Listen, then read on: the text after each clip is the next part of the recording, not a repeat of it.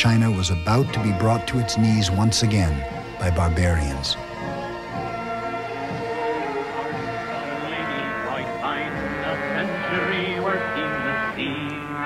And their masts and their spars once more they will shine, and she'll run yet again with the breeze, and she'll sail again, boys. They were the seaborne barbarians from Europe and America.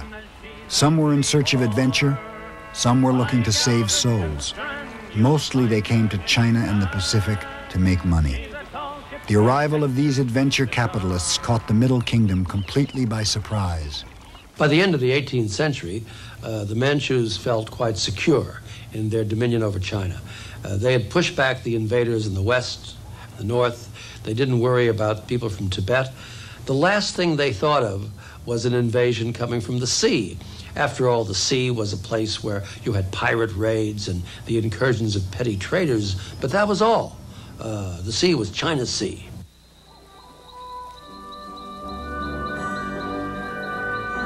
But China's sea was becoming a European lake.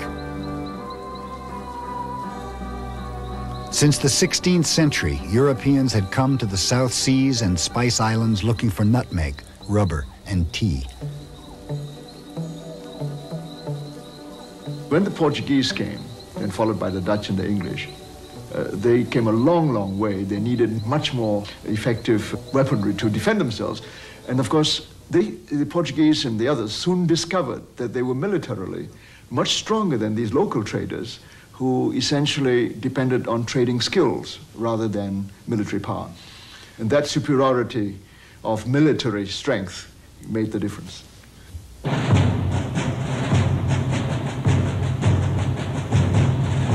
Cannons forged in the Industrial Revolution gave Europeans total military superiority. In Southeast Asia, the Dutch conquered Indonesia, the French conquered Indochina. Then they began sending Pacific resources back home.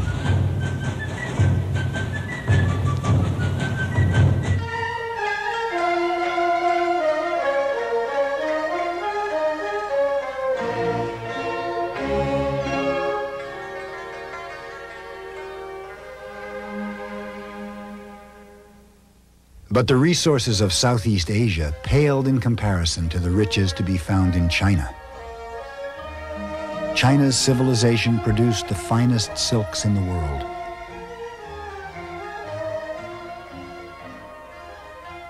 Its porcelain was of such superior quality, it came to be called simply China.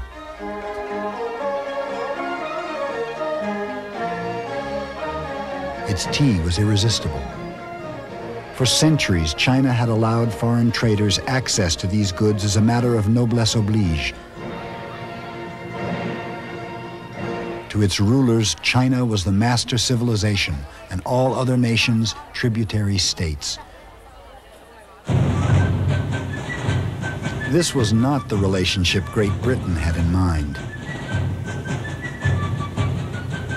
In 1793, a British emissary named Lord Macartney was sent to Peking to ask the Emperor Qianlong to treat Great Britain as an equal trading partner. Macartney said he was representing King George, and King George wanted to say hello and pay his respects and start trade. Well, said the Qianlong Emperor, if this George fellow wants to kowtow, that's all right, go ahead. But, you know, we don't really need you. You're rather quaint and you wear some funny, rather stuffy clothes. These presents you've brought us are not really very much, you know, considering what we're used to.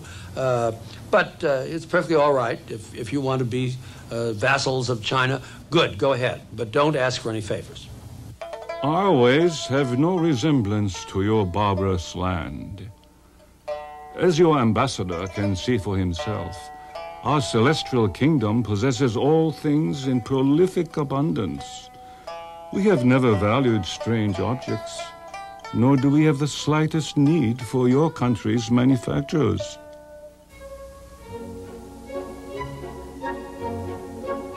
This is the port of Macao, a Portuguese dependency 30 miles from Hong Kong.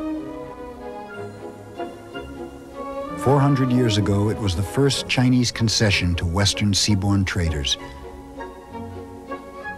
The Chinese walled off Macao from the rest of the country and let the Portuguese build their own community.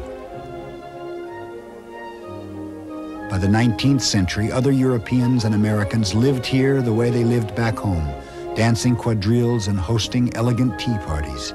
It must have been a piece of Europe put down on the coast of China for the delectation in vacation time of the merchants and their women, if they had any with them, and some did. The Westerners' relations with the Chinese were filled with irony. The Chinese saw them as uncultured barbarians. They saw the Chinese as godless heathens.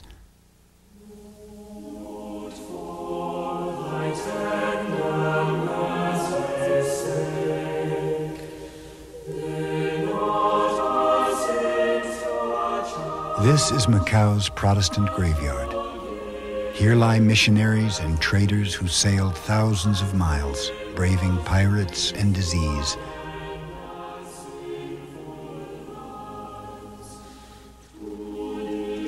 Though they had different motives, they came to Macao on the same quest, to open up China to Christ and free trade.